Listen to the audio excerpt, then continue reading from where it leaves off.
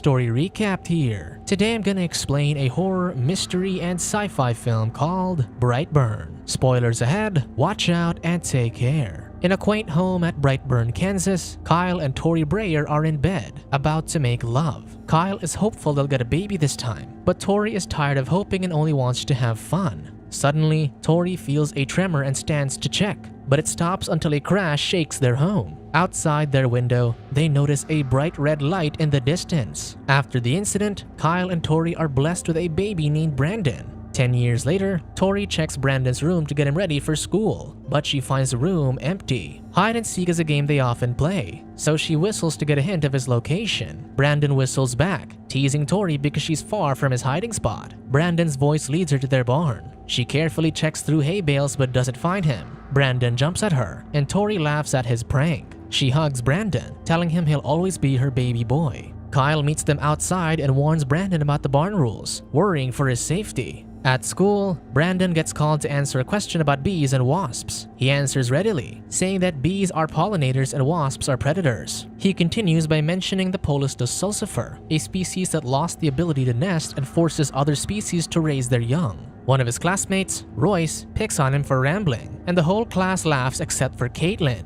She comforts him, saying smart guys like him rule the world, and they smile at each other. That night, Tori checks on Brandon before settling down to paint. Red light pulses from the barn, and Brandon starts seizing in his room. Tori pauses from her painting, hearing a commotion, but Brandon's seizures stop, so she continues. Brandon wakes up and walks out of his window, causing Tori to hear a loud thud. Now concerned, she checks outside to see nothing wrong. She turns back, only to feel someone run behind her. She runs through her drying laundry and catches a glimpse of Brandon's back before disappearing. Tori sees the barn in the distance and searches for him there. She finds him muttering strange words and aggressively trying to open chain trap doors. Worried, Tori calls for him several times, but he doesn't respond. She reaches out to touch him, and he slowly looks at her before jumping in shock, confused. Tori comforts him, saying he's sleepwalking, but Brandon mentions hearing voices. Not wanting to worry him, she dismisses this and takes him back to bed. When Kyle checks on them, Tori lies to him about the barn incident, saying that Brandon simply sleepwalked downstairs.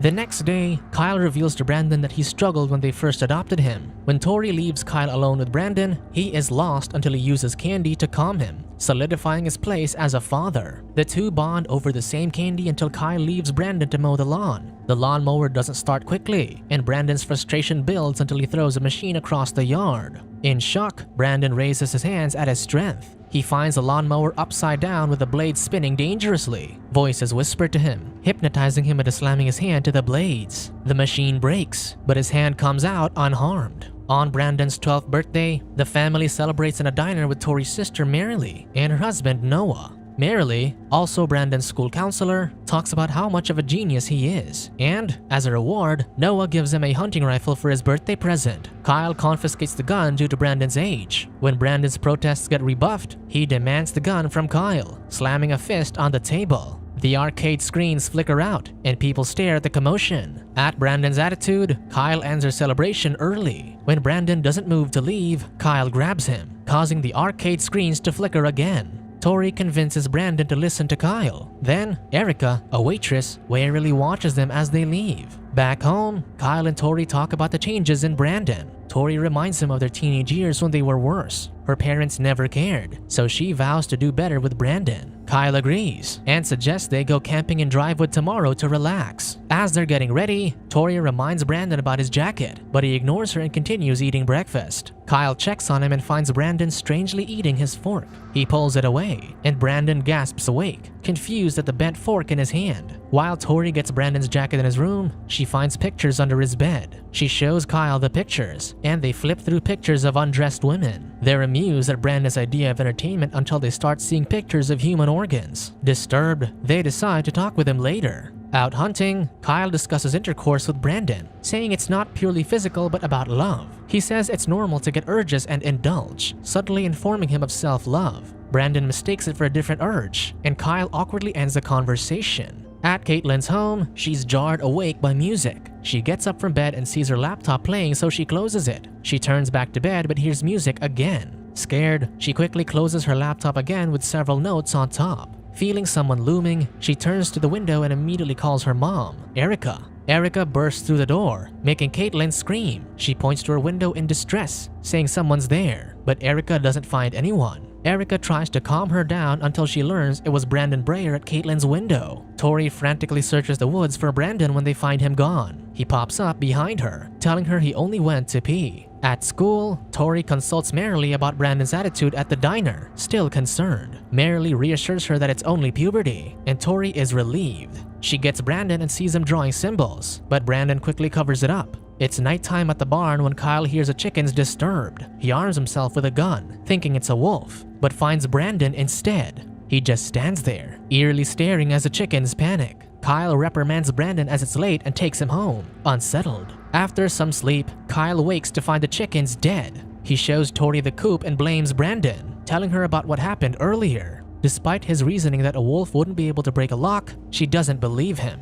At school, Brandon and his classmates are exercising a trust circle. In his turn, Caitlin lets him fall to the ground, causing their classmates to laugh. She calls him a pervert and refuses to help until their coach threatens to fail her. Angry at Caitlin, Brandon holds on to her when she lends a hand. She screams as he squeezes until he crushes her hand. After the incident, Brandon and Caitlin's parents gather with the sheriff in the principal's office. Erica is outraged at Brandon's actions against her daughter and wants him locked up. When Erica is informed that his punishment will only be suspension and counseling, she's infuriated, leading her to question Brandon's real mother, who could be a psycho. Tori defends her position as Brandon's mother and scolds her for targeting a child. She sincerely apologizes for Caitlin's situation before leaving. Tori and Kyle get Brandon, and he stares menacingly at Erica as they leave. Back at home, Tori confesses to Kyle about the night Brandon sleepwalked. Kyle worries about how drawn Brandon is to the trap door. He reminds her Brandon's not human, and he's worried that'll cause more harm. Brandon's in his bed when he has a revelation about the whispers. He goes out in the rain, heading to the barn. As Tori searches for an explanation about Brandon's origins, she sees a red light through the window. She goes to the barn and finds Brandon floating over the red light.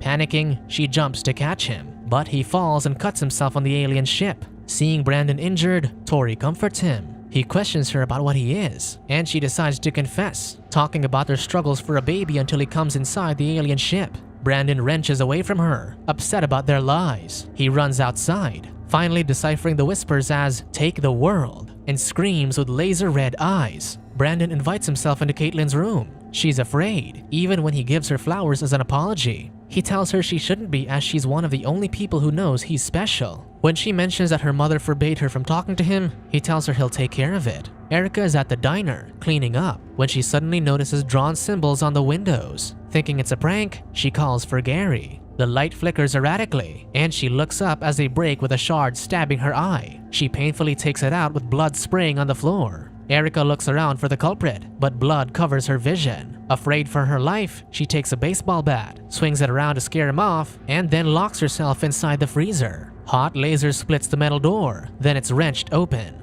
Erica sees a boy wearing a cape and mask with eyes glowing a terrifying red before he kills her. Tori and Kyle wait for Brandon at breakfast, anxious about last night. When Brandon arrives, they're relieved to find him calm and finally accepting the situation. The sheriff investigates Erica's disappearance at the diner when he notices something on the windows. He blows over the glass and discovers a mysterious symbol. At Brandon's counseling, Marilee probes him about his adoption. She finds that Brandon has started differentiating himself as a superior being after learning about his origins. At Brandon's lack of remorse for Caitlin, she urges him to open up. Despite being family, she's serious about work and will be providing a report to the sheriff. This makes Brandon shake angrily. In a bar, Kyle and his friends talk about Erica's death.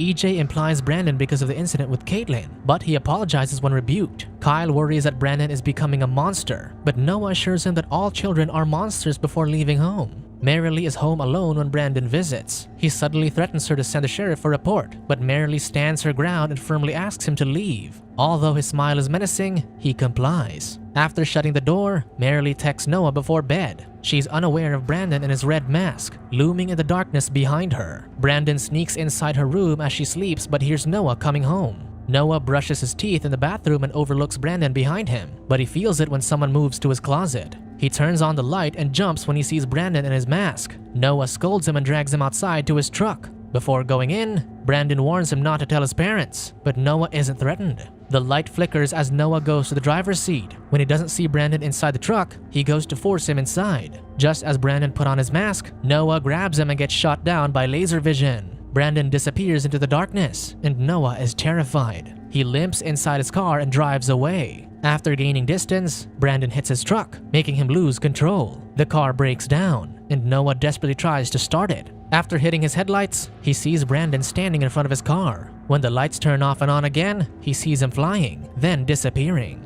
Noah anxiously looks around before Brandon lifts his truck in the air and releases it. The truck crashes headfirst into the ground, causing Noah to break his jaw on the steering wheel. Noah passes out as Brandon uses his blood to write a symbol on the road. Since Brandon hasn't come home, Kyle sits while Tori panic calls merrily. Brandon comes in, hiding his shirt in his hands. Tori hugs him, asking what happened, and lies, pretending to be upset about a soccer game that led to bullying. Tori and Kyle know Brandon was lying when he leaves for his room. They're at a loss since they can't easily provide their alien son with a specialist. Kyle blames themselves for Brandon because they raised him when he wasn't meant to be human. At night, Kyle dreams of the past. His mind guides him back to the woods when they first found Brandon. Tori carries a baby bleeding onto her, and when she offers it to him, he sees the monster Brandon is in his mind. He jolts awake as Merrily calls them. The couple goes to the hospital and comforts Merrily, who's distressed about Noah's crash. She shows concern for Brandon, and the couple is shocked to learn he visited her before this. They speak to Brandon in the morning and are disturbed about his indifference to Noah's death.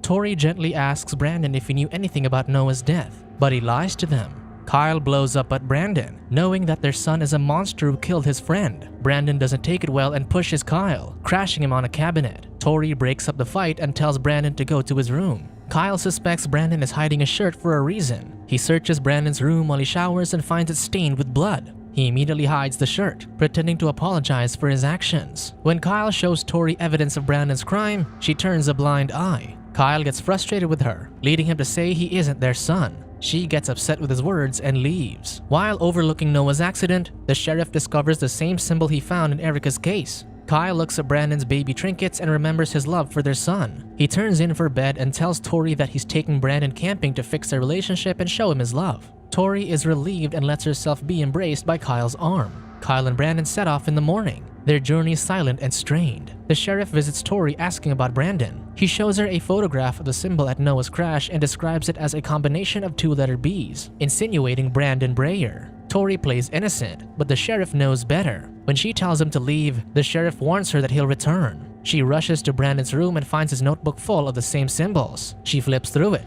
horrified to see depictions of Erica and Noah's deaths. As Kyle and Brandon walk through the woods, Kyle raises his gun on Brandon while he's distracted. He sheds a tear at what he's about to do before he shoots him in the head. Brandon stands up, unaffected, turning a shocked expression at him. Kyle is terrified and reloads his gun, only for Brandon to disappear. He runs away, but Brandon quickly catches up and takes him down. As Kyle pleads for his life, Brandon hesitates before shooting lasers through his head, killing him. Tori desperately calls Kyle but hears Brandon on his phone instead. She denies Kyle's death despite Brandon directly telling her, then asks him where he is. Brandon tells her he's home before crushing Kyle's phone. Tori screams as Brandon starts destroying their home. She calls 911 before he interrupts her call. The sheriff and his deputy arrive at the scene to find the Breyer home in shambles. When Tori meets them, Brandon kills the sheriff. The remaining deputy orders Tori to hide. The deputy requests for backup, but there's interference. As the policewoman reports in, Brandon shows up behind her. He slams her up and down the house until her body lands, bleeding out in front of Tori's hiding place under the bed. When Brandon checks, he doesn't find Tori as she's already dangling outside the window. Tori falls, causing her hand to be hurt. This jogs her memory of Brandon's injury from before. Knowing what to do, she runs to the barn with Brandon on her tail. She goes to the trapdoor and checks the ship,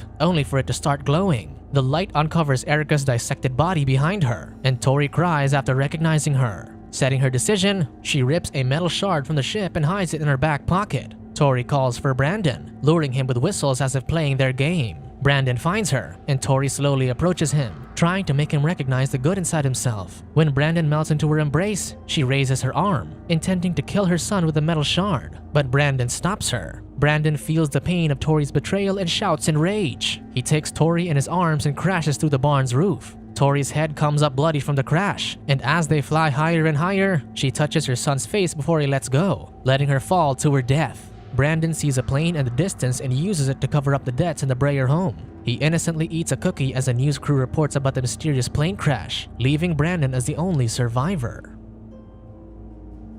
Subscribe to watch more videos like this. Turn on notifications. And leave a like, it really helps the channel out. Thank you for watching.